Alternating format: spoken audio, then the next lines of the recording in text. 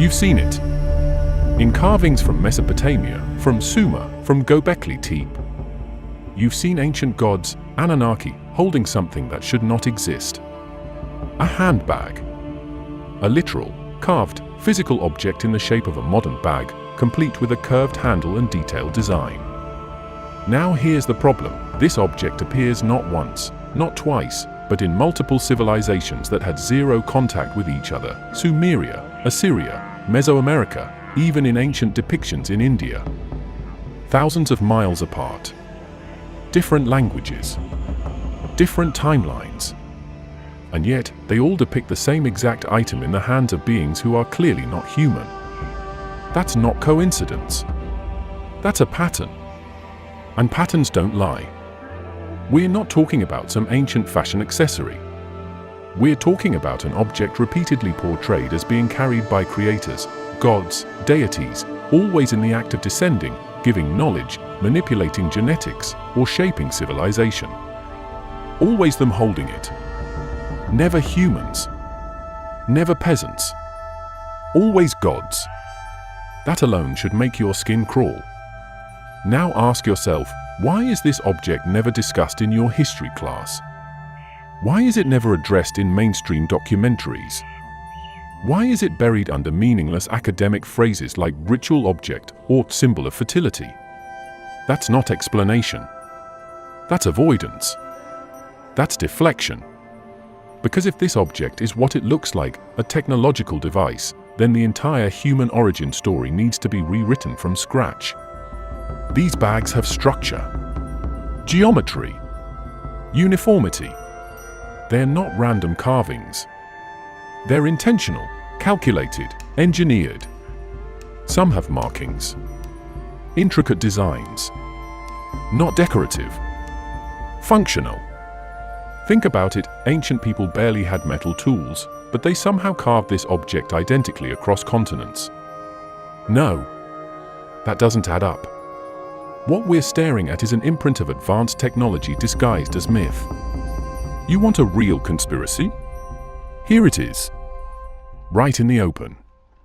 Hidden by being visible. And if you think it's just a symbol, go ahead and explain how the same symbol traveled from Sumer to Olmec temples. Explain how that symbol appears on temple walls in different continents without shared language, trade, or even knowledge of each other's existence. You can't. Because it doesn't make sense under the mainstream timeline. But it makes perfect sense if you accept the unthinkable, that someone or something seeded this knowledge across early civilizations. A global operating system. Not divine. Not sacred. But systemic. And let's not pretend this is the only thing. These gods, these entities, are always shown with the same toolkit. The bag. The pine cone. The wristwatch-like device. The winged clothing. They're not carrying food. They're not bringing harvest. They're carrying equipment. Instruments. Like scientists, engineers, or let's say it, terraformers. You think the ancients were dumb? You think they were just making up stories? These people built ziggurats, calculated solstices, mapped stars without telescopes. They tracked Venus with the naked eye. But when they show you a bag in the hand of a god, you think it's a purse. Stop insulting them. Let's talk about Göbekli Tepe. Oldest temple complex ever discovered. Predates the pyramids by thousands of years. And right there on the monoliths, you see the bag. Again. Same shape. Same proportions. Same position. It's not decorative. It's not stylistic. It's a record. A snapshot of something that was real. You don't carve the same object for 7,000 years unless it matters. Unless it was there. Unless it was used. The Mesopotamians weren't trading with the Olmecs. The builders of Göbekli Tepe weren't in contact with Vedic sages. There were no transoceanic voyages in 9000 BCE according to their own historical models. No internet. No printing press. No global communication. But somehow, the exact same iconography, down to the curvature of the handle and dimensions of the container, appears in locations separated by oceans, continents, and time frames. And not just similar. Identical. That breaks everything. Because when something is identical, it's either copied or shared. But how do you copy something you never saw? And how do you share something when you don't even know the other civilization exists? You don't. Unless there's a source above them both. Not metaphorically. Literally. This is where people start to squirm. Because now you're talking about a system. Not chaos. Not coincidence. But design. Intent. Coordination. Which implies intelligence. Control. And if there's one thing this world isn't comfortable with, it's the idea that our history was engineered. Let's get even more uncomfortable. Look at the posture of the beings holding the object. Always elevated. Always in positions of superiority. Not only that, they're shown distributing something. Either standing above humans or surrounded by lesser figures. Their faces are expressionless, their clothing elaborate, their proportions unnatural. And in every case, the bag is part of their protocol. It's not a random accessory. It's part of their uniform. Now, if it was just one culture, you could argue it's artistic license. But when every isolated group repeats the same hierarchy, the same equipment, the same object, you're not looking at art. You're looking at procedure. And this is where we call it out, that procedure was implemented globally. You're told that civilization developed independently in silos. That humans just figured things out in parallel.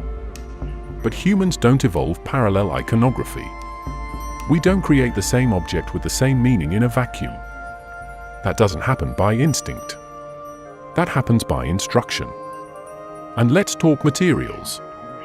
In several regions, ancient depictions of this bag are paired with materials that don't belong to the region. Stone types that had to be imported. Pigments derived from rare elements. Techniques that imply high heat, advanced tools, or unknown chemical processes. Are you seeing the pattern now? The same object. The same elite users. The same godlike positioning. The same forbidden materials. Spread across civilizations that, by all conventional logic, should never have shared anything. Yet they all did. Now here's the punch to the gut. This pattern is too clean. Too orchestrated. It doesn't look like evolution. It looks like rollout. Like distribution. As if someone or something seeded this knowledge intentionally, using the same symbols, the same tools, the same teachings. Like a company launching a product across multiple countries with the same branding. It's corporate level consistency, just thousands of years ago. Still think that's natural development? And then there's the silence. The selective blindness. Every time this pattern gets brought up in academic circles, the answer is always vague. Coincidence. Artistic motif. Symbol of fertility. Never data. Never testing. Never open analysis. Because they're not allowed to go there. Because going there means touching the edge of the control timeline. The entire historical framework depends on separation. This culture didn't know that culture. This was before navigation. That was before writing. And that framework falls apart the second you accept that the same technological symbol, yes, symbol of function, not decoration, shows up across the map. Because if even one of those cross-cultural links is valid, then the isolationist model is dead. You want real controversy? Here's one they don't talk about. In 2003, US troops stormed into Baghdad, and within days, not weeks, the National Museum of Iraq was looted. We're talking about over 15,000 artifacts gone. Not random pottery. Not rusty swords. These were Sumerian relics. Akkadian tablets. Seals. Carvings. Dozens of them depicting the same ancient gods, the same bags. And just like that, vanished. Who broke into a secured museum in a war zone and knew exactly what to take? Who had the resources, the intel, and the extraction plan? Think that was some civilian looter with a backpack and a crowbar? Wake up. That wasn't chaos.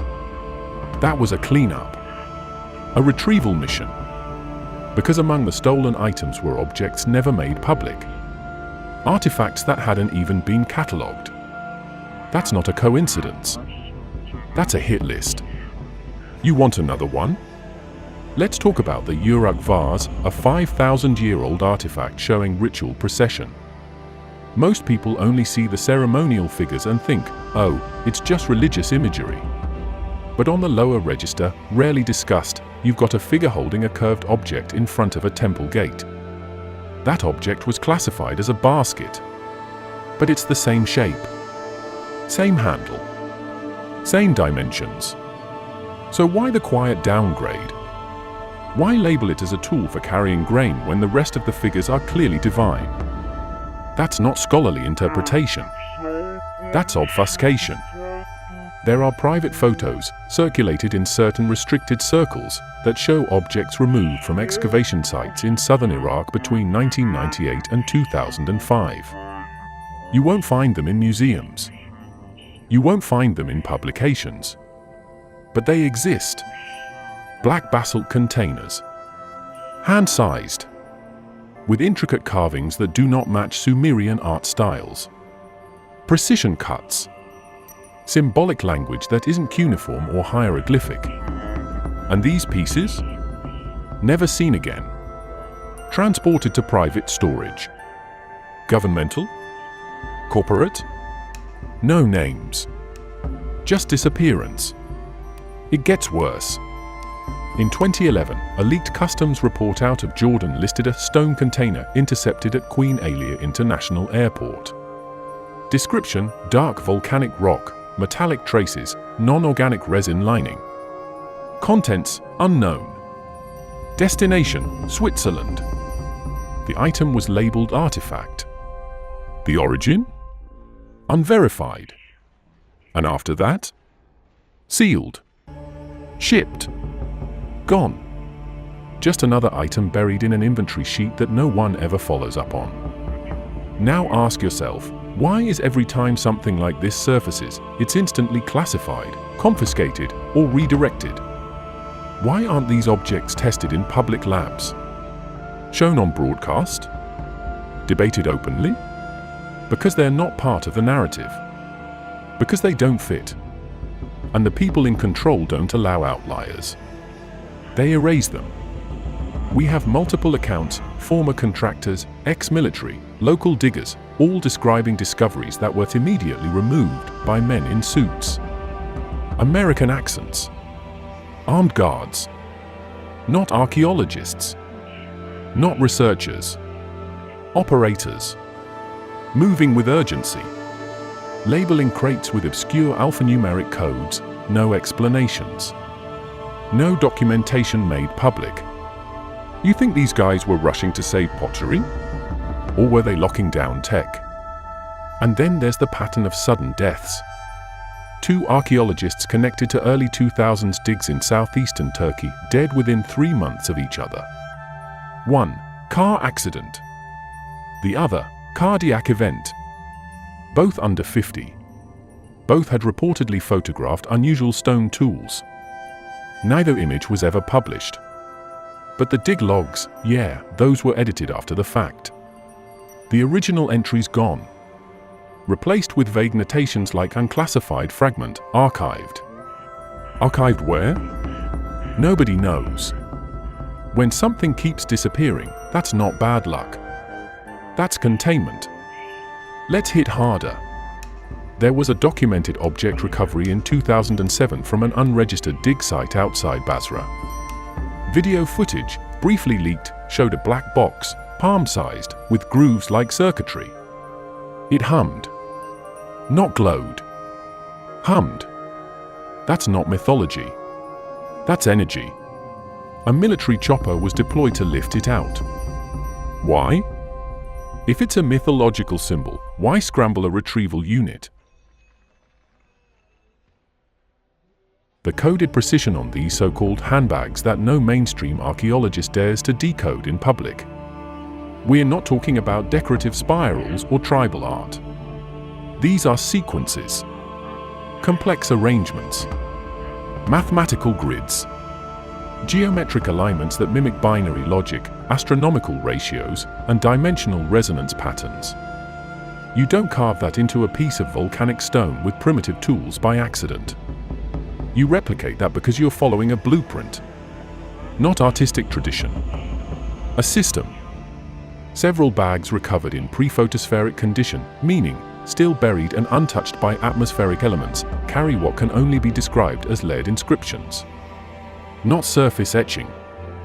We're talking micro-grooves underneath the visible carving. You don't see that unless you're scanning under high-resolution microscopy. You don't etch underneath decoration unless you're embedding information. And these grooves? They're consistent. Across regions. Across centuries. Across cultures. That doesn't happen unless someone encoded it. Now look at the arrangement of the carvings. Always symmetrical. Always structured in trinary or quaternary patterns. 3 lines. For corner nodes. Or mirrored halves divided by a central axis. These are not for worship. This is data formatting. You can run these patterns through grid mapping software and get waveforms, frequency charts, and in some cases, when translated into audio modulation, they form harmonic scales, tones, vibrational resonance, meaning this object wasn't just meant to be seen. It was meant to be activated. There are private scans, never released to the public, where the etching patterns on these artifacts align with cymatic nodes. Look up cymatics. Vibrational geometry. When a frequency is passed through a medium like sand or water, it forms a shape. A visual imprint of the sound. Now compare those cymatic patterns to what's carved into these bags. Identical. And I mean pixel-level identical. What does that mean? That the carvings aren't abstract. They're functional. They are frequency instructions. There are also cross-correlations with DNA harmonic structures. Specifically, phi ratios. Golden means. The kind of mathematical scaffolding that shows up in the double helix. These bags weren't just storing objects. They were encoding genetic information, either for modification or calibration. Possibly both. The inscriptions could easily be read as resonance maps to manipulate biological systems through sound, light, or electromagnetic field exposure. You think that's fantasy? Go look at how gene expression changes under certain Hertz levels. This isn't sci-fi. This is applied frequency biology, 5,000 years ahead of where we are now. And still, this entire subject is a taboo in academic circles. No published journals. No open labs. No discussions at international symposiums. Why? Because once you admit that the carvings are not random, you're admitting intentional design. Once you admit design, you have to ask who designed it. And no one in the historical orthodoxy wants to open that door. There's another level. This is where it gets precise. The coordinate sets. Yes, coordinates. Some of these inscriptions, when isolated by angle, form map overlays. Actual geospatial triangulations. When applied on ancient global maps, like those derived from the Piri race cartographic remnants, you get alignments between sacred sites, pyramids, ziggurats, megalithic complexes. Not random lines. Direct connections. Great circle geometry. Which means either these bags are recording locations or instructions on where to go and what to build. We also have data from infrared scans of certain bags, specifically those kept in restricted museums in Istanbul and Berlin, showing heat signatures that shouldn't be there. Cold stone doesn't radiate in isolation. Yet when subjected to directed light, some of these bags show heat diffusion in patterns that match piezoelectric discharge.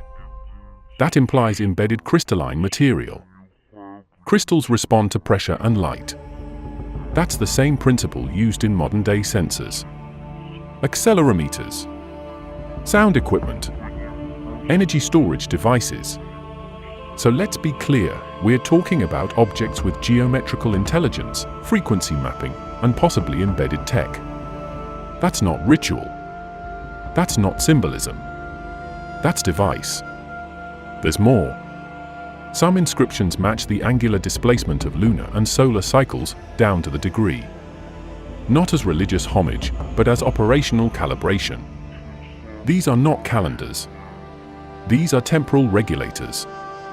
Systems designed to tune or modulate with planetary cycles. Again, not fantasy. That's basic orbital mechanics. These bags new planetary movement.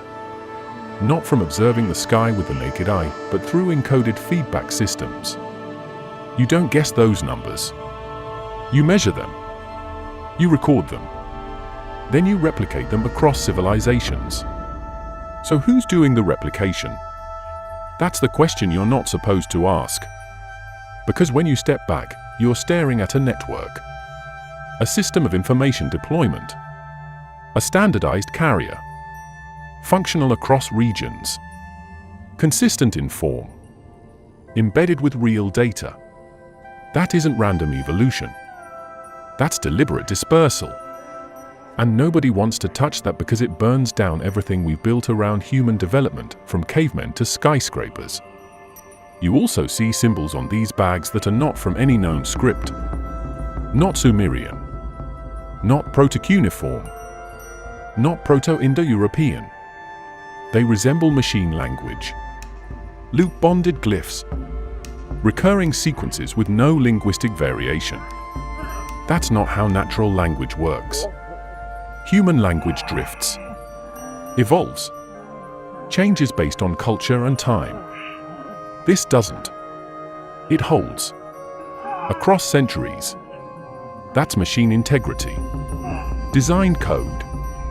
There's evidence that some of these bags, or the prototypes of them, were capable of interfacing with water. They were often depicted near river gods, irrigation systems, and fertility rites. Not for symbolism, but for interaction.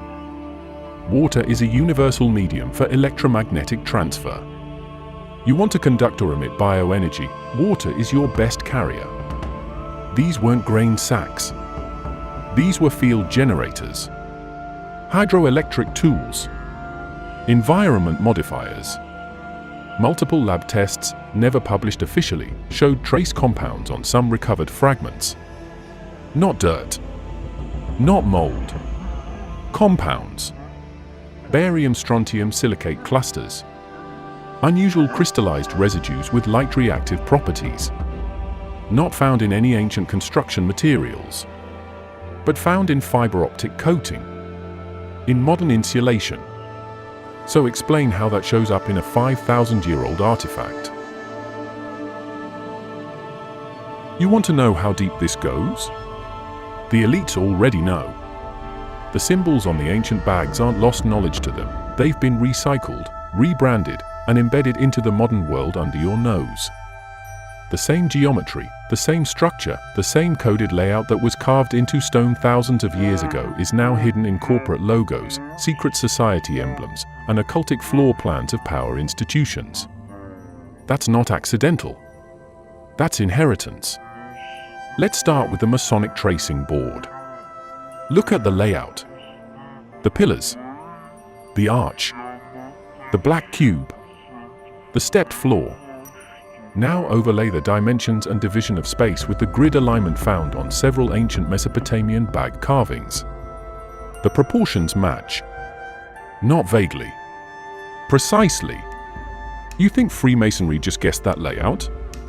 You think they symbolically landed on a black cube, 2 pillars, and a checkerboard of power? No. That's memory. Preserved through architecture. Through design.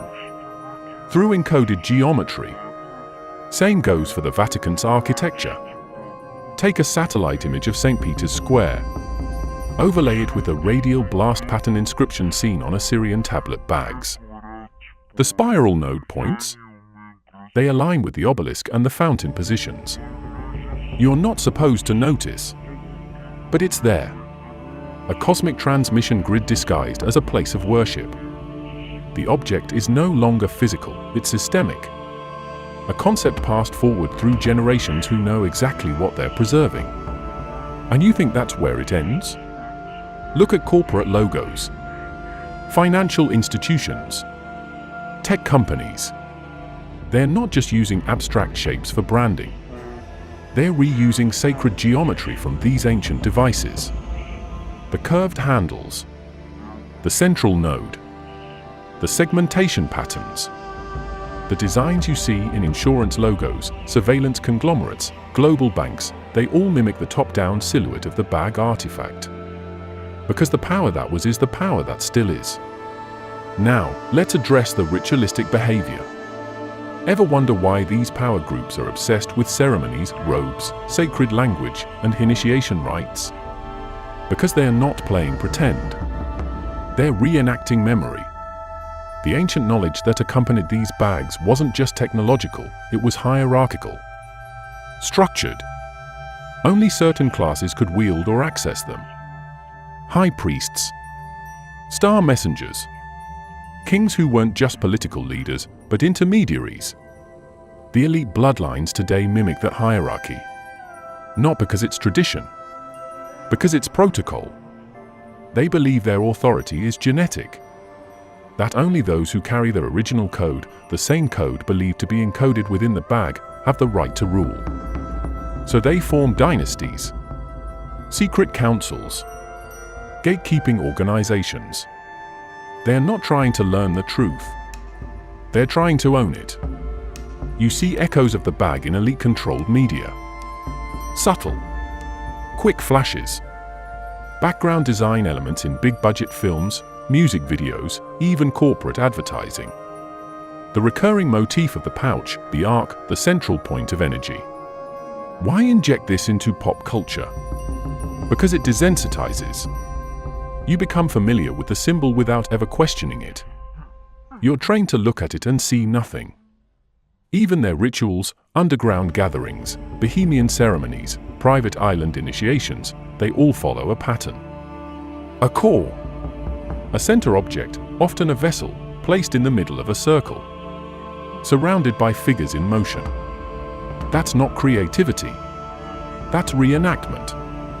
The bag was the centerpiece of power, of function, of connection. It sat at the heart of sacred space. And they're still building around it. This is where it gets dangerous. Some of these groups, especially the ones tied to intelligence agencies and defense contractors, have been caught running retrieval ops in conflict zones under the guise of antiquities protection. That's not a guess. That's confirmed. Items matching the bag's dimensions and material descriptions have been extracted from dig sites by private military forces and never seen again. Not sold. Not studied. Not reported. Just erased. In 2015, a closed-door conference was held in Switzerland, attended by multinational aerospace, biotech, and private security firms. One of the presentations leaked showed diagrams of what appeared to be a disassembled object resembling the Mesopotamian bag, except this one was metallic, with fiber optic lining and unknown circuitry. No explanations were given. No follow-ups. But the slides existed. The object was real. And it wasn't sitting in a museum. The reason these groups cling to the bag isn't nostalgia.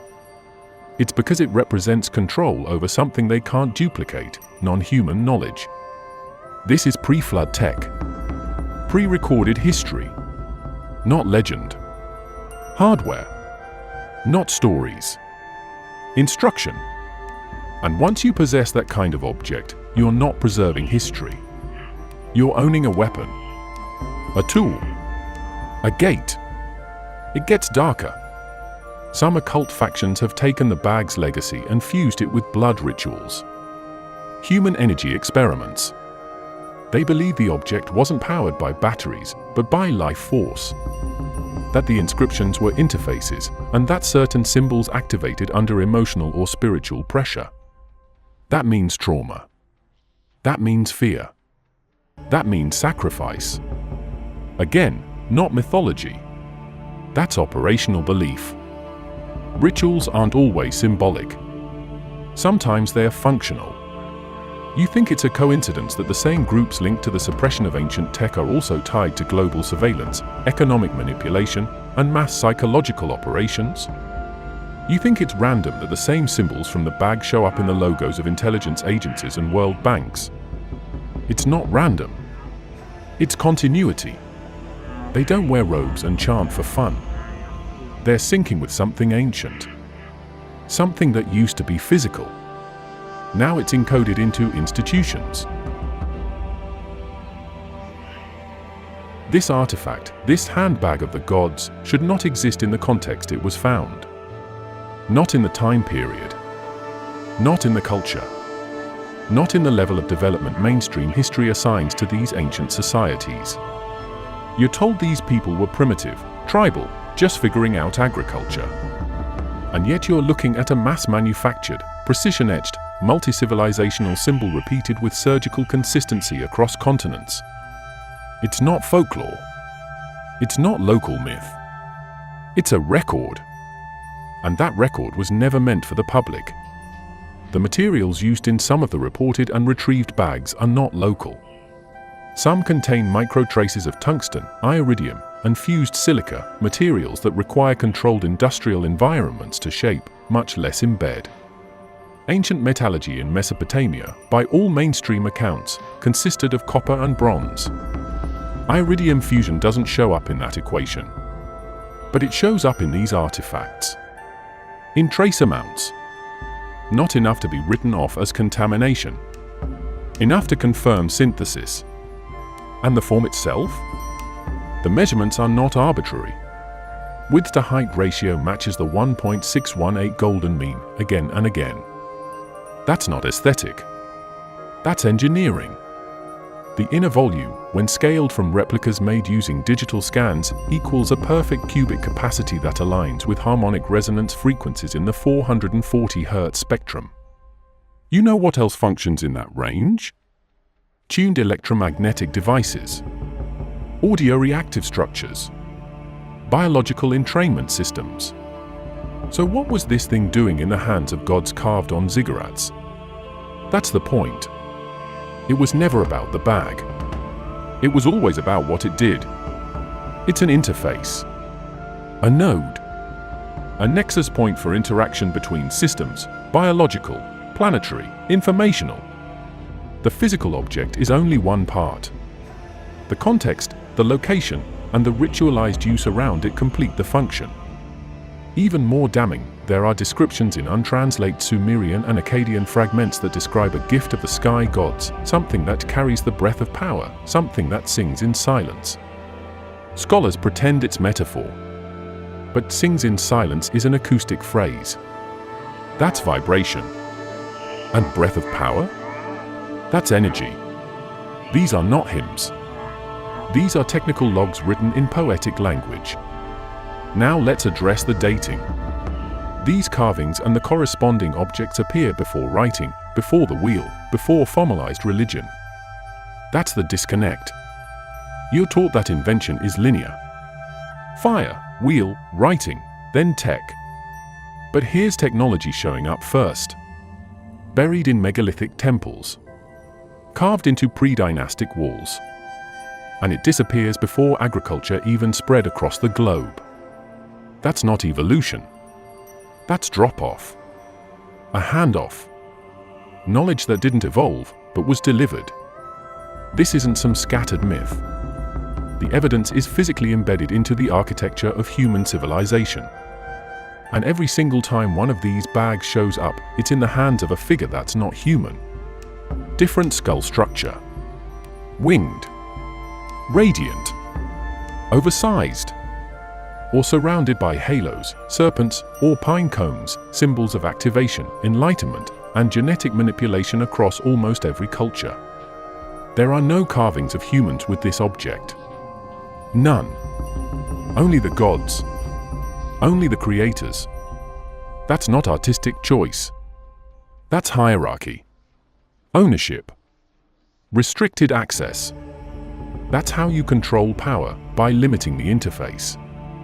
And look at the environments where these things are placed. Always in high-energy locations. On top of fault lines. Magnetic nodes. Equatorial arcs.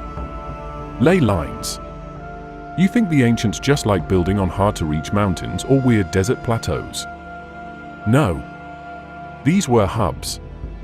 Energetic gateways. And the bag wasn't ornamental, it was the access key. There are real-time scans, suppressed, classified, leaked, that show energetic anomalies when scaled models of these bags are placed on those same ancient sites. EMF shifts. Localized vibration spikes. Thermal distortions. And this happens consistently across unrelated locations: Turkey, Iraq, Peru. That's not anecdotal. That's operational. Even the secrecy around these findings is coordinated. Any mention in peer-reviewed journals is immediately flagged. Independent researchers lose grants. Artifacts are lost, collections get reorganized, field sites get shut down due to instability or security concerns. Meanwhile, the institutions that seize the artifacts all trace back to the same networks: military intelligence, private collectors, elite-backed museums. Every single time. And we haven't even scratched the psychic data. Multiple remote viewing attempts, yes, those exist, targeting the original Mesopotamian bags report the same thing: the object is listening. Not literally. Energetically. It's reactive. Sensitive to intent. Focus. Awareness. That's not speculation. That's confirmed across multiple blind sessions, with detailed descriptions of a resonance chamber inside the object. Some describe it as folded space, others as a contained fire. So how does something that complex show up 6,000 years ago with no manufacturing infrastructure, no cultural build-up, no developmental lead-in? It doesn't. Unless it came from outside. From above. From before. And that's what's being buried. Because admitting it means rewriting every book, every hierarchy, every institution built on the lie of primitive ancestry. They didn't lose the knowledge. They locked it up. They privatized it. Weaponized it. Ritualized it for themselves. Turned it into gatekeeping. And fed the rest of us fairy tales about grain baskets and symbolic offerings. You weren't supposed to figure it out. You were supposed to forget it was ever real. But it was. Thank you for watching. Seriously. If you made it this far, you're not the average listener. You're someone who actually sees. Who thinks. Who questions. I appreciate that more than you know. Stay sharp. Stay alert. We're not done.